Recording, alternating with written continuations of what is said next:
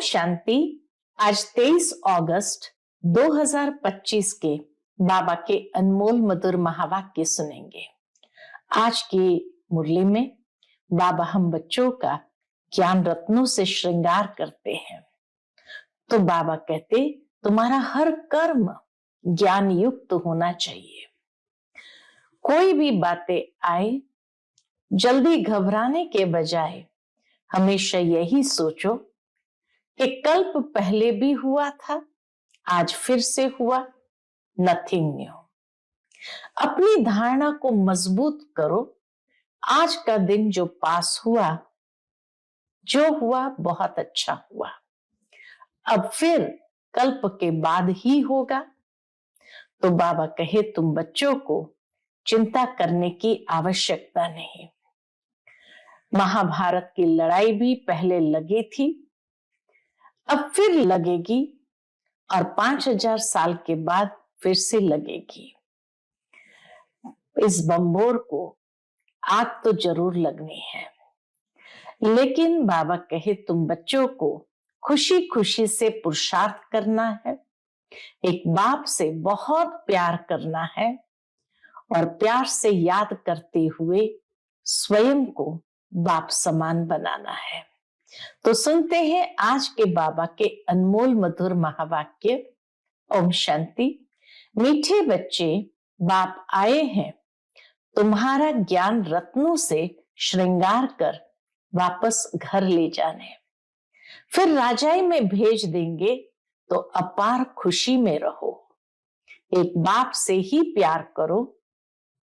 आज की मुरली से प्रश्न है, अपनी धारणा को मजबूत यानी पक्का बनाने का आधार क्या है?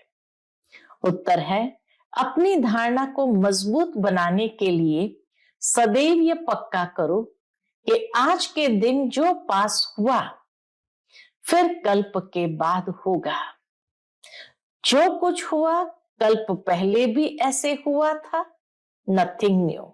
ऐसे हर पल ड्रामा की स्मृति में रहो तो धारणा मजबूत होती जाएगी। आज की मुरली से पहले गीत बजा है, दूर देश का रहने वाला आया देश पर आए। ओम शांति। बच्चे पहले भी दूर देश से पराये देश में आए हैं, अब इस पराये देश में दुखी है, इसलिए पुकारते हैं अपने देश घर ले चलो। तुम्हारी पुकार है ना कि अभी हमें अपने घर ले चलो। बहुत समय से याद करते आए हो तो बाप भी खुशी से आता है। जानते हैं मैं जाता हूं बच्चों के पास, उसके लिए ज्ञान से श्रृंगार भी करो। बच्चे भी बाप से जास्ती खुश होने चाहिए। बच्चों को भी जैसे बाबा को खुशी है मैं बच्चों के पास जाता हूं, तो बाबा के बच्चे भी बाप से जास्ती खुश होने चाहिए। बाप जबकि आए हैं तो उनका बन जाना चाहिए। उनको कितना लव करना चाहिए, बाबा को कितना लव करना चाहिए। बाबा रोज समझाते हैं, आत्मा बात करती है ना। बाबा 5000 वर्ष बाद ड्रामा अनुसार आप आए हैं। हमको बहुत खुशी का खजाना मिल रहा है। बाबा आप हमारी झोली भर रहे हैं, हमको अपने घर शांति धाम में ले चलते हैं, फिर राजधानी में भेज देंगे।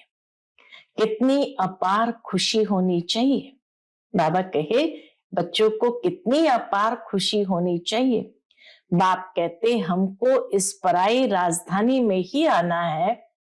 बाप का बड़ा मीठा और वंडरफुल पार्ट है, खास जबकि इस पराये देश में आए हैं तो बाबा का पार्ट भी बहुत वंडरफुल है। यह बातें तुम अभी ही समझते हो, फिर यह ज्ञान प्रायलोप हो जाता है, वहां दरकार ही नहीं रहती। बाबा कहते तुम कितने बेसमझ बन गए हो। ड्रामा का एक्टर होते हुए भी बाप को नहीं जानते। जो बाप ही करण करावनहार है, क्या करते क्या कराते ये भूल गए हो। सारी पुरानी दुनिया को हेवन बनाने आते हैं और ज्ञान देते हैं। वह ज्ञान का सागर है तो जरूर ज्ञान देने का कर्तव्य करेंगे ना। बाबा ज्ञान का सागर है तो जरूर ज्ञान देने का कर्तव्य करेंगे ना। फिर तुमसे कराते भी है कि औरों को भी मैसेज दो, खुद ज्ञान देंगे और फिर बच्चों से भी कराते हैं कि औरों को भी मैसेज दो कि बाप सबके लिए कहते हैं कि अब देह का भान छोड़ मुझे याद करो तो विकर्म विनाश होंगे। मैं श्रीमत देता हूं। क्या श्रीमत देते हैं? पाप आत्माएं तो सब है। इस समय सारा जाड़ तमो प्रधान जड़ीभूत अवस्था को पाया हुआ है। जैसे बांस के जंगल को आग लग जाती है तो एकदम सारा ही जलकर खत्म हो जाता। जंगल में पानी कहां से आएगा जो आग को बुझाए? बाप कहते हैं नथिंग न्यू। बाबा को ड्रामा का पाठ कितना पक्का है। बाबा कहते नथिंग न्यू। बाप अच्छी अच्छी पॉइंट्स देते रहते हैं जो नोट करनी चाहिए। शिव बाबा बच्चों को समझा रहे हैं। बच्चे तो सब है, ऑल ब्रदर्स। बच्चे तो सब है, ऑल ब्रदर्स। तो हर एक चित्र में, हर एक लिखत में ये जरूर लिखना है। शिव बाबा ऐसे समझाते हैं। बाप कहते बच्चे मैं आकर सतयुगी आदि सनातन देवी देवता धर्म की स्थापना करता हूं जिसमें 100% सुख शांति पवित्रता सब है। इसलिए उनको हेवन कहा जाता है। वहां दुख का नाम नहीं है। सतयुग में होता ही है एक धर्म, वह है ही नई दुनिया। ऐसा धंधा तो और कोई नहीं करते हैं। कहा जाता है शंकर द्वारा विनाश, विष्णु भी लक्ष्मी नारायण ही है, प्रजापिता ब्रह्मा भी तो यहाँ है। यही पतित से पावन फरिश्ता बनते हैं। ब्रह्मा बाबा पतित से पावन फरिश्ता बनते हैं, इसलिए फिर ब्रह्मा देवता कहा जाता है, जिससे देवी देवता धर्म स्थापन होता है। ये बाबा भी देवी देवता धर्म का पहला प्रिंस बनता है। तो ब्रह्मा द्वारा स्थापना, शंकर द्वारा विनाश, चित्र तो देने पड़े ना। समझाने के लिए ये चित्र बनाए हैं। इनके अर्थ का कोई को भी पता नहीं है। स्वदर्शन चक्रधारी का भी समझाया। परम पिता परमात्मा सृष्टि के आदि मध्य अंत को जानते हैं, उनमें सारा ज्ञान है। तो स्वदर्शन चक्रधारी ठहरे ना। जानते हैं, हम ही ये ज्ञान सुनाते हैं। बाबा तो ऐसे नहीं कहेंगे कि मुझे कमल फूल समान बनना है। शिव बाबा तो ये बात नहीं कहेंगे कि मुझे कमल फूल समान बनना है। सतयुग में तुम कमल फूल समान ही रहते हो। सन्यासियों के लिए यह नहीं कहेंगे, वह तो जंगल में चले जाते हैं।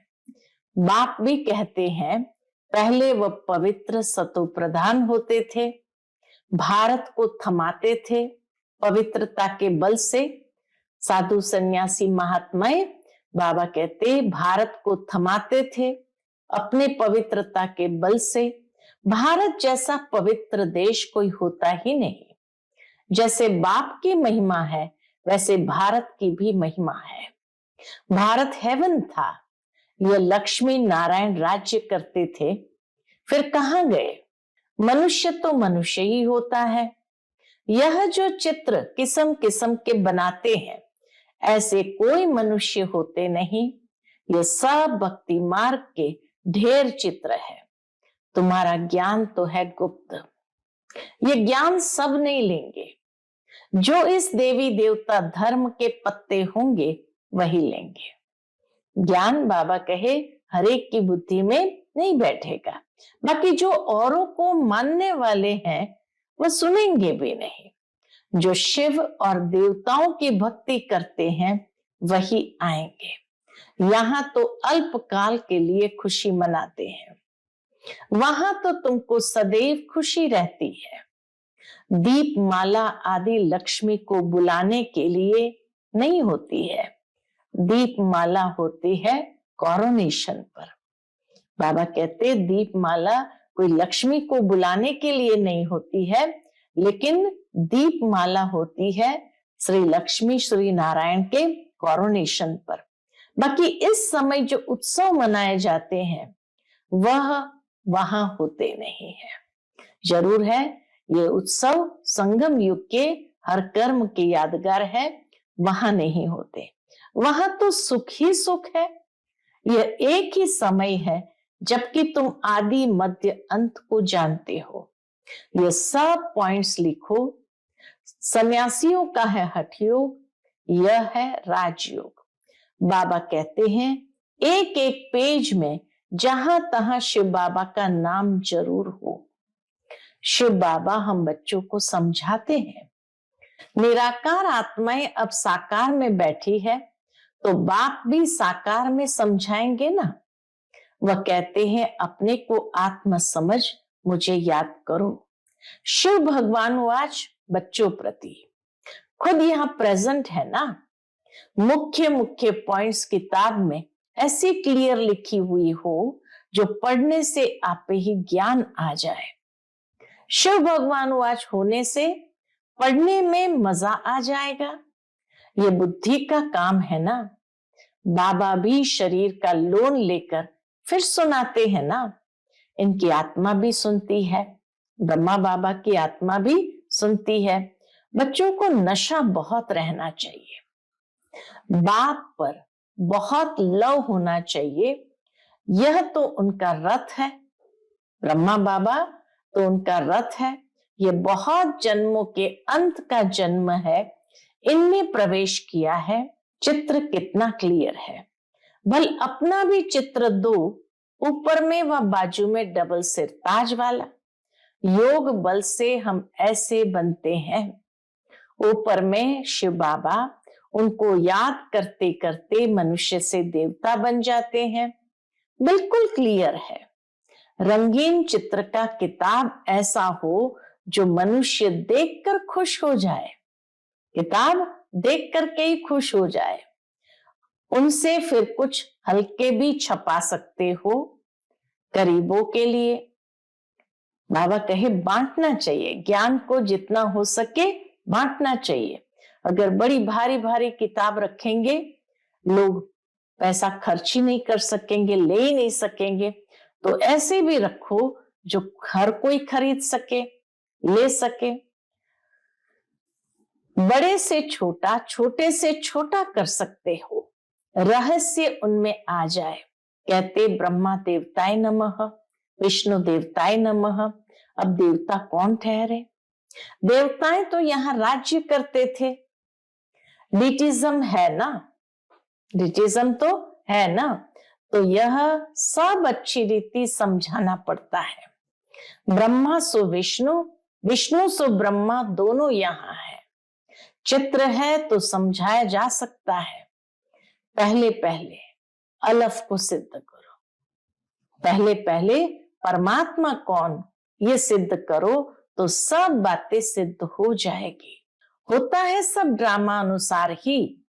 ब्रह्मा बोल सकते हैं, विष्णु बोल सकते हैं, सूक्ष्म वतन में क्या बोलेंगे, ये सब समझने की बातें हैं। यहां तुम समझकर फिर ट्रांसफर होते हो ऊपर क्लास में, आगे से आगे बढ़ते जाते हैं। कमरा ही दूसरा मिलता है, मूल वतन में कोई बैठ तो नहीं जाना है, फिर वहां से नंबरवार आना होता है। पहले पहले मूल बात एक ही है, उस पर जोर देना चाहिए। कल्प पहले भी ऐसे हुआ था, ये सेमिनार आदि भी ऐसे ही कल्प पहले हुए थे। ऐसी पॉइंट्स निकली थी। आज का दिन जो पास हुआ अच्छा हुआ, फिर कल्प बाद ऐसे ही होगा। ऐसे ऐसे अपनी धारणा करते पक्के होते जाओ। बाबा ने कहा था मैगजीन में भी डालो, ये लड़ाई लगी, नथिंग न्यू। 5000 वर्ष पहले भी ऐसे हुआ था। यह बातें तुम ही समझते हो, बाहर वाले समझ न सके। सिर्फ कहेंगे बातें तो वंडरफुल है।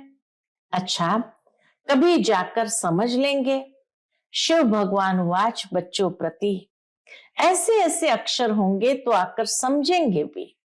नाम लिखा हुआ है प्रजापिता ब्रह्मा कुमार कुमारियां। प्रजापिता ब्रह्मा से ही ब्राह्मण रचते हैं। ब्राह्मण देवी देवता नमः कहते हैं ना। कौन से ब्राह्मण? तुम ब्राह्मणों को भी समझा सकते हो ब्रह्मा की औलाद कौन है। प्रजापिता ब्रह्मा के इतने बच्चे हैं तो जरूर यहाँ एडॉप्ट होते होंगे।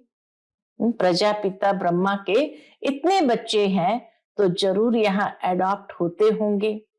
जो अपने कुल के होंगे वह अच्छी रीति समझेंगे। तुम तो बाप के बच्चे हो गए। बाप ब्रह्मा को भी अडॉप्ट करते हैं, नहीं तो शरीर वाली चीज आई कहां से? नहीं तो शरीर वाली चीज आई कहां से? ब्राह्मण इन बातों को समझेंगे। अजमेर में ब्राह्मण होते हैं और हरिद्वार में सन्यासी ही सन्यासी है। पंडे ब्राह्मण होते हैं, परंतु वह तो बाबा कहे कैसे पंडे लोग अनेकों को पूजा कराते हैं और फिर भोजन आदि करते हैं। पंडे ब्राह्मण होते हैं। बोलो तुम अभी जिस्मानी पंडे हो, अब रूहानी पंडे बनो। तुम्हारा भी नाम पंडा है। बाबा कहे तुम्हारा भी नाम पंडा है। पांडव सेना को भी समझते नहीं। बाबा है पांडवों का सिरमोर। ब्रह्मा बाबा है पांडवों का सिरमोर। कहते हैं हे बच्चे, मामे कम याद करो तो विकर्म विनाश होंगे और चले जाएंगे अपने घर। फिर बड़ी यात्रा होगी अमरपुरी की। मूल वतन की कितनी बड़ी यात्रा होगी।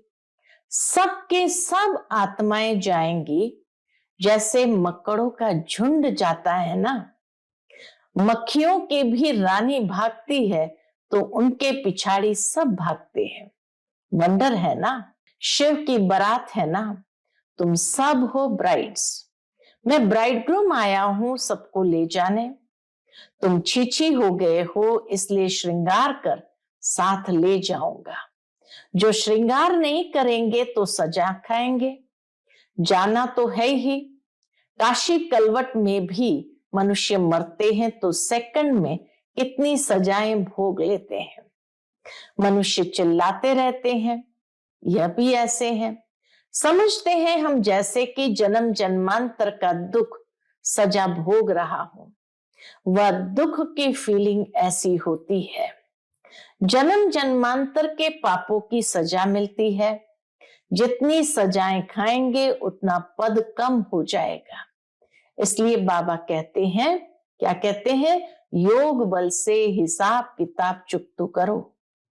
याद से जमा करते जाओ। नॉलेज तो बहुत सहज है, अब हर कर्म ज्ञान युक्त करना है। इतना बाबा ज्ञान से श्रृंगारते हैं तो हर कर्म ज्ञान युक्त करना है। साथ ही साथ दान भी पात्र को देना है। ज्ञान दान जो देते हैं पात्र देख कर देना है। पाप आत्माओं को देने से फिर देने वाले पर भी उसका असर पड़ जाता है। वह भी पाप आत्मा ही बन जाते हैं। ऐसे को कभी नहीं देना चाहिए। स्थूल धन का दान भी जब करते हैं तो बाबा कहते पात्र देखकर दान करो। अगर पाप आत्माओं को दिया तो उसका असर देने वाले पर भी पड़ जाता है, वह भी पाप आत्मा बन जाते हैं। कितनी सूक्ष्म कर्म की गुह्य गति बाबा ने यहाँ एक लाइन में समझा दी कि पाप आत्माओं को देने से फिर देने वाले के ऊपर उसका असर पड़ता है, उसके पापों का असर पड़ता है और फिर वो पाप उसको भी पाप आत्मा बना देता है, अर्थात बाप का हाथ छुड़ा करके उस दुनिया में ले जाता है। ऐसे को कभी नहीं देना चाहिए। जो उस पैसे से जाकर फिर कोई पाप आदि करे। ऐसे को कभी नहीं देना चाहिए जो उस पैसे से जाकर फिर कोई पाप आदि करे। अब तुमको ऐसा नहीं करना है। स्पष्ट शब्द में बाबा ने कहा अब तुमको ऐसा नहीं करना है। अच्छा, मीठे मीठे सिकिलते बच्चों प्रति माता पिता बाप दादा का याद प्यार और गुड मॉर्निंग। रूहानी बाप की रूहानी बच्चों को नमस्ते। हम सभी रूहानी बच्चों की रूहानी माता पिता बाप दादा को याद प्यार, गुड मॉर्निंग और नमस्ते नमस्ते। शुक्रिया बाबा, शुक्रिया। आज की मुरली से धारणा के लिए मुख्य सार है। पहली पॉइंट, अभी हर कर्म ज्ञान युक्त करना है, पात्र को ही दान देना है। पाप आत्माओं से अब कोई पैसे आदि की लेन देन नहीं करनी है। योग बल से सब पुराने हिसाब किताब चुकतू करने हैं। दूसरी पॉइंट, अपार खुशी में रहने के लिए अपने आप से बातें करनी है। बाबा आप आए हैं हमें अपार खुशी का खजाना देने। आप हमारी झोली भर रहे हैं। आपके साथ पहले हम शांति धाम जाएंगे, फिर अपनी राजधानी में जाएंगे। ऐसे ऐसे विचार करते जाना है, अर्थात अपने आप से बातें करनी है, तो खुशी का पारा चढ़ा रहेगा। आज का बाप दादा का मधुर वरदान हम बच्चों के प्रति है, समस्याओं को समाधान रूप में परिवर्तित करने वाले विश्व कल्याणी भव। समस्याओं को समाधान रूप में परिवर्तित करने वाले विश्व कल्याणी भव। मैं विश्व कल्याणी हूं। अब इस श्रेष्ठ भावना, श्रेष्ठ कामना के संस्कार इमर्ज करो। इस श्रेष्ठ संस्कार के आगे हद के संस्कार स्वतः समाप्त हो जाएंगे। समस्याएं समाधान के रूप में परिवर्तित हो जाएंगी। अब युद्ध में समय नहीं गंवाओ, लेकिन विजयीपन के संस्कार इमर्ज करो। अब सब कुछ सेवा में लगा दो तो मेहनत से छूट जाएंगे। समस्याओं में जाने के बजाय दान दो, वरदान दो, तो स्व का ग्रहण स्वतः समाप्त हो जाएगा। आज का स्लोगन है, किसी की कमी कमजोरी का वर्णन करने के बजाय गुण स्वरूप बनो, गुणों का ही वर्णन करो।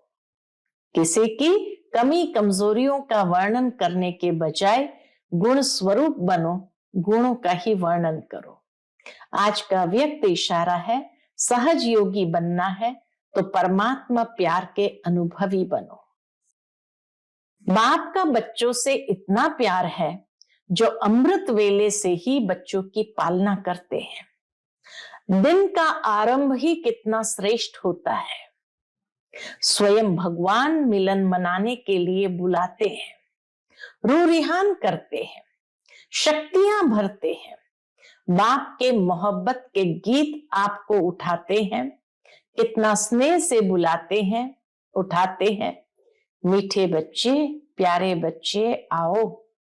तो इस प्यार की पालना का प्रैक्टिकल स्वरूप है सहज योगी जीवन। इस प्यार की पालना का प्रैक्टिकल स्वरूप है सहज योगी जीवन। अच्छा, ओम शांति।